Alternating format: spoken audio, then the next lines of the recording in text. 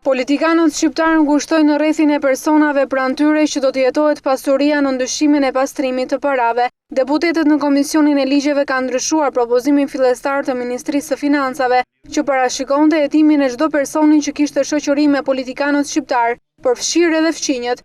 Persona të lidhur ngushtësisht, close associates. Kategoria e këtyre personave duhet të përfshijë kolegët e biznesit dhe këshilltarët ose konsulentët personal, sekretarin, këshilltarin, të një personi të ekspozuar politikisht, si dhe personat të cilët përfitojnë, qartësisht përfitojnë nga lidhja e tyre ngushtë me këto persona.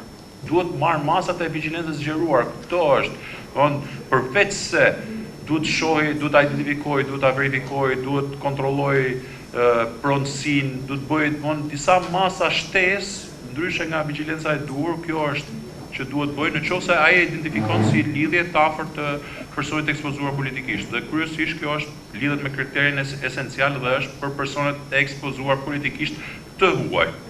Gjatë raportimit në komision, drejtori i Drejtorisë së Parandalimit të Pastrimit të Parave, Arben Doçi, tha se në 4 vite janë vendosur 153 gjoba, por sipas tij mbetet i pamundur hetimi i pasurisë avokatëve dhe noterëve. Projekt ligji parashikon që të gjitha transaksionet bankare të kryera brenda ose jashtë vendit mbi vlerën 100.000 lekë të mbikëqyre nga Drejtoria kundër pastrimit të parave,